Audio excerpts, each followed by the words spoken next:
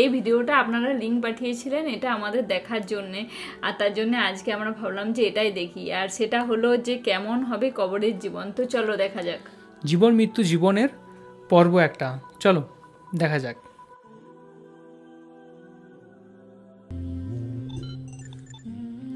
ঘুম থেকে ওঠার পর স্বপ্নের জগৎকে যেমন ঝাপসা মনে হয়, বাস্তবকে মনে হয় আসল সত্য।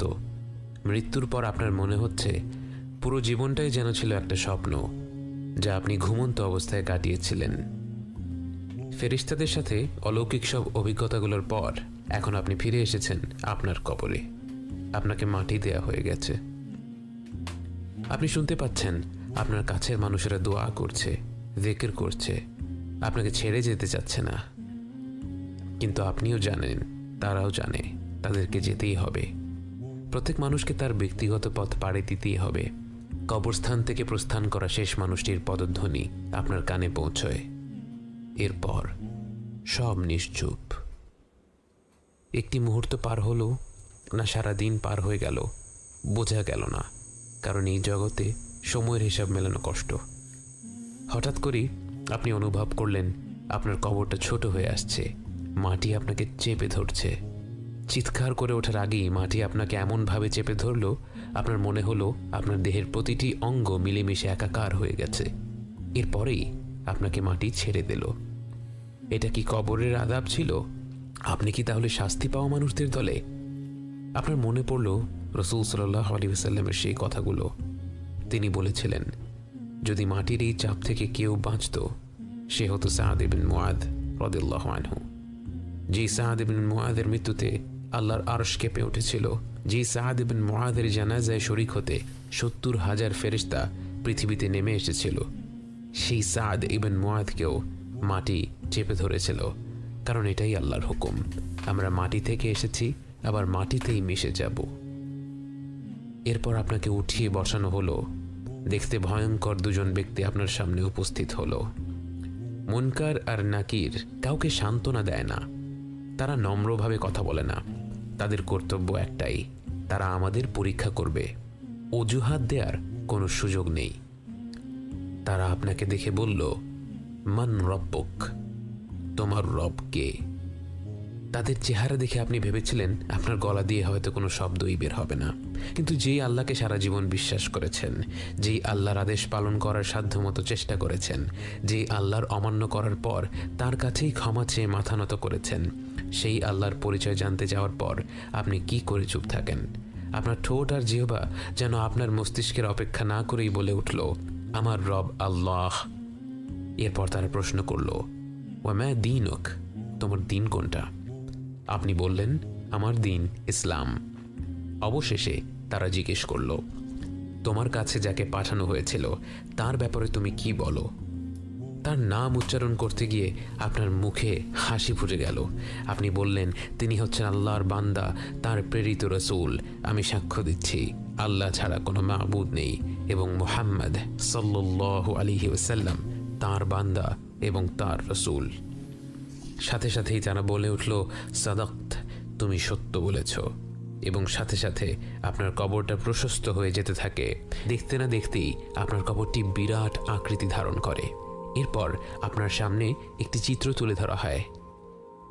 এটা কি একটি ভিডিও, নাকি তার চেয়েও আধুনিক কোনো প্রযুক্তি, তা আপনার জানা নেই। সেটা নিয়ে ভাবারও সুযোগ নেই, কারণ আপনি হতভম্ব হয়ে দেখতে পেলেন সেখানে একটি ভয়ানক জায়গা দেখানো হচ্ছে, যেখানে চারিদিকে দাউ দাউ করে আগুন জ্বলছে এবং হিংস্র সব জীব কারো জন্য অপেক্ষা করছে।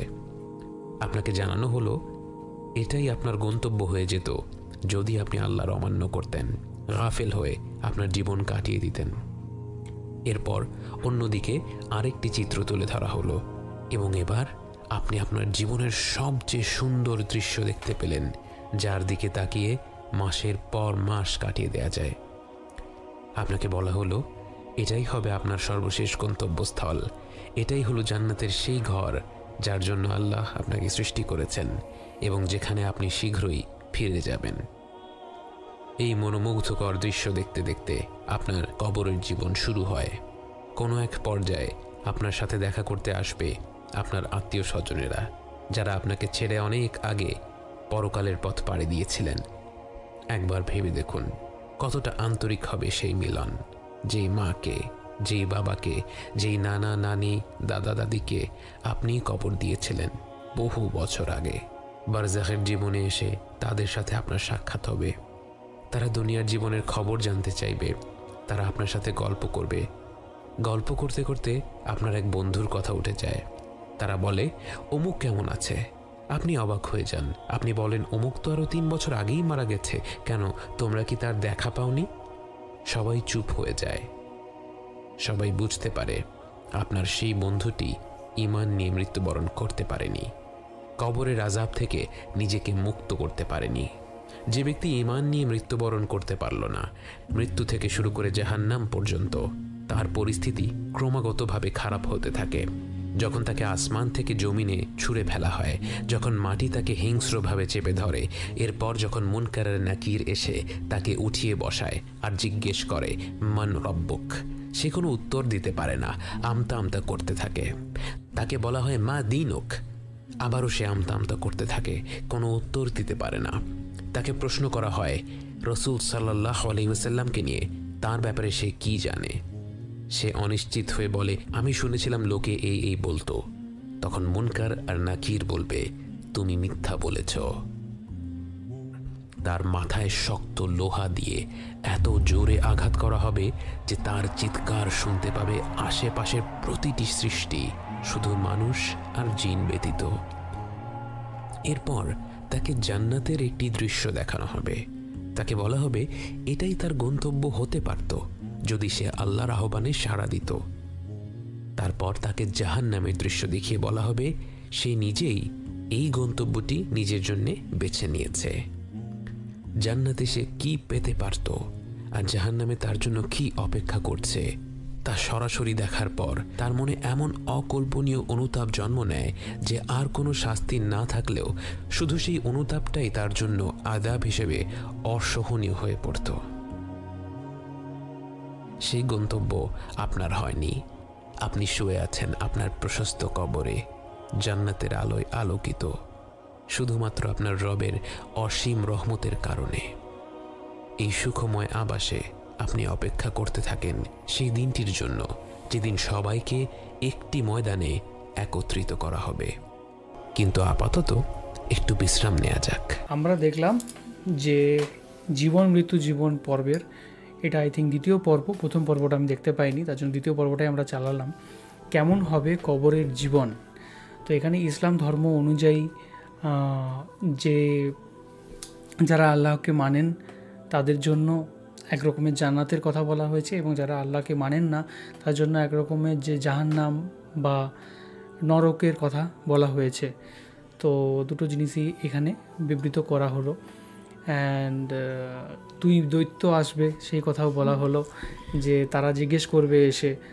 তো এই জিনিসটা বাদবাকি যদি হিন্দু ধর্ম সম্পর্কে সাদৃশ্য করা যায়, আমার ধর্মে এরকম বলা হয় কিছু জায়গাতে, যে আমার ঠিক জানা নেই সত্যি কথা বলতে এই জিনিসটা, যে জম আসবে এরকম টাইপের বলা হয়। তো আমাদের জীবনের সাথে এখনো ঘটেনি, আর আমরা আগের থেকে আমরা কিছুই বুঝতে পারি না যে কি হবে। কিন্তু এই ভিডিওটা দেখে খুব ভালো লাগলো। এখানে মানে এটা ইসলাম ধর্মে দেখানো হয়েছে, কিন্তু যে কোনো সমস্ত ধর্মেই ঈশ্বর আমাদেরকে সৃষ্টি করেছেন। সেই ঈশ্বরের যদি কেউ জিজ্ঞাসা করে, হয়তো অমনি জিজ্ঞাসা করার জন্য আসে, মানে যাচাই করার জন্যে, তাহলে তখন যদি ঈশ্বরের নামটা আমরা না স্মরণ করি, সেটা তো যে কোনো মানে দ্বৈতেরই যেই জিজ্ঞাসা করুক তার তো রাগ হবে। মানে যে তোমাকে সৃষ্টি করেছেন ছোটোর থেকে, তাকেই তুমি যদি অস্বীকার করো, তাহলে তো তার নরকের মতো জায়গায় স্থান হবে। আর সে যদি জীবনে ভালো কাজ না করে, তাহলে তো তার শাস্তি অনিবার্য। এটাই বুঝতে পারলাম যে যদি আপনি ভালো কাজ করেন তাহলে অবশ্যই আপনার ফল ভালো হবে, আর যদি আপনি খারাপ কাজ করে থাকেন তাহলে অবশ্যই আপনার ফল কিন্তু খারাপ হবে। সেটা পুরো চোখের সামনে দেখানো হলো। এটা মানে এই জান্নাত আর জাহান্নামের উদাহরণ দিয়ে, আর এটা কিন্তু সত্যিই বাস্তব। যারা ভালো কাজ করেছেন তারা কিন্তু যখন মারা যাবেন তারা অবশ্যই ভালো জায়গায় স্থান পাবেন, আর যারা খারাপ কাজ করছেন তাদের এক সময় না এক সময় সেই মানে যন্ত্রণা পেতেই হবে, নরকের যন্ত্রণা, সে মৃত্যুর আগে কিংবা মৃত্যুর পরে। এটা কিন্তু সত্যিই অনিবার্য। আর যেটা বললেন যে মৃত্যুর পরেও যারা ভালো কাজ করছেন তাদের আবার সবার সাথে দেখা হয়, সেটা আমরা কতটা কি বুঝতে পারছি না, কারণ আমরা তো এখনও মারা যাইনি আর সেটা ঠিকঠাক করে সত্যি আমরা তো এখনো মারা যাইনি, তাই বুঝতে পারছি না। বুঝতে পারছি না, কিন্তু আমার মনে হয় ওই রকম হয়। মনে হয়, হ্যাঁ মনে হয়। এই যে কারণ আমাদের যখন হচ্ছে মারা যান তখন আমাদের একটা নিয়ম আছে যে 10 দিনে যখন হয় তখন এই যে নামটা ধরে সব আগের যারা পূর্বপুরুষ যারা মারা গেছেন তাদের নামগুলো বলা হয়, তারপর যে মারা গেছেন তার নামটাও মানে তাদের সাথে জুড়ে দেওয়া হয়। তার মানে তো একটা তাদের সাথে জুড়ে দেওয়া হচ্ছে, এরপর তাদের হয়তো দেখা হয় সবার সাথে। একদম দেখা হতেই পারে। আর তো দেখলাম এই ভিডিওটা, আপনাদের কীরকম লাগলো সেটা অবশ্যই বলবেন। আর এখনকার মধ্যে এ পর্যন্তই, দেখা হবে অন্য কোনো ভিডিওতে। ততক্ষণের জন্য ভালো থাকুন, সুস্থ থাকুন আর দেখতে থাকুন আমাদের চ্যানেল। টাটা। টাটা।